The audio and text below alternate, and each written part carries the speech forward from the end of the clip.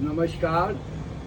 मैं पुनः आप दर्शकों के सामने प्रस्तुत हूँ जनक आयुर्वेद अनुसंधान एवं चिकित्सा केंद्र में डॉक्टर गगन तिवारी वैद्य जी के साथ। मैं एक बात बता दूँ कि वैद्य जी 24 एकादशी निर्जला करते हैं और आज निर्जला एकादशी है।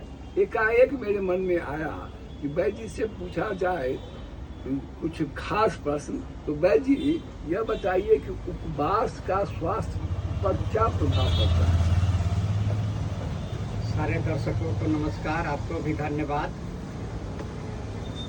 उपवास मतलब जहाँ वास करते हैं उसके परे अच्छा, कुछ समय के लिए जब वास किया जाता है तो उसको उपवास कहते हैं। वाह, बहुत सुंदर आपने व्याख्या की। तो केवल हमारा शरीर ही नहीं उपवास करता है। मान लिया कि हम घर पर रहते हैं तो वास करते हैं, हाँ, और कहीं तीर्थ जाते हैं तो उपवास हो गया, उपवास हो गया, 4 दिन के लिए जाते हैं। उसी तरह बॉडी के सारे ऑर्गन्स को 15 दिन पर एक बार यानी महीना में 2 बार उपवास करा दिया जाता है, ओह, रेस्ट रेस्ट करा दिया जाता अरे है। वाह, बहुत और जब वो रेस्ट में हो जाता है तो उसमें एक नई ऊर्जा समाहित हो जाती है हाँ, और उससे पुनः स्फूर्ति जगती है और शरीर को एक नई ऊर्जा कल होकर के मिलता है। शरीर स्वस्थ रहता है, सारे ऑर्गन्स को रेस्ट करने का मौका मिलता है 24 घंटा से लेकर के 40 घंटा तक। और ये केवल मेरे हिंदू धर्म में ही नहीं है, हाँ, सही कहा। ये सारे धर्म में उपवास का प्रावधान है। जैसे हमारे हिंदू धर्म में तो हम निर्जला कहिए रहे हैं, इस्लाम धर्म में भी रोजा रहता है, लोग हाँ, एक महीना। उपवास करता है 1 महीना तक, और सब धर्म में भी हाँ, लोग उपवास करता है। उपवास सब में वर्णित है। तो उपवास से स्वास्थ्य पर लाभ पड़ता है, लाभ होता है।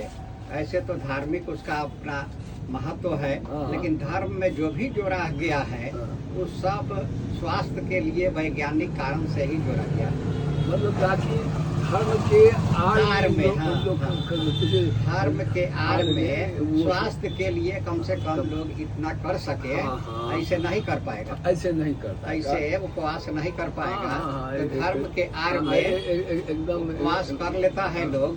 अच्छा, और अच्छा, यह बताइए कि ये तो स्वास्थ्य पर, शरीर पर असर पड़ेगा।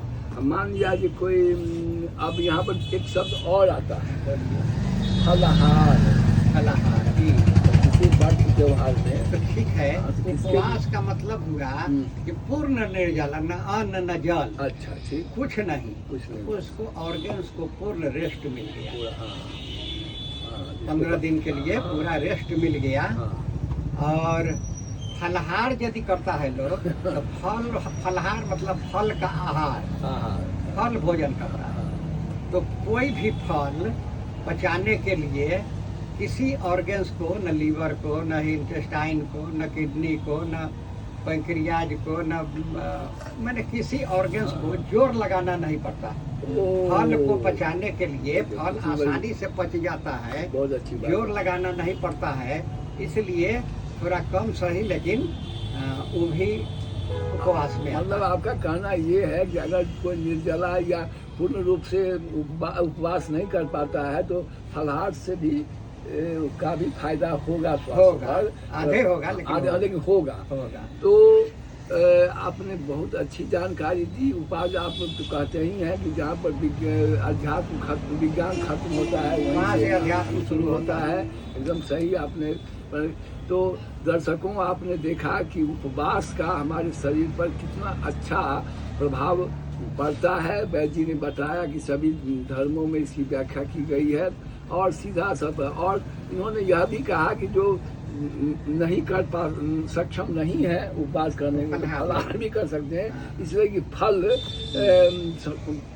सुपाच्य है और किसी ऑर्गन पर उसका शास्त्र के अनुसार भी, शास्त्र के अनुसार भी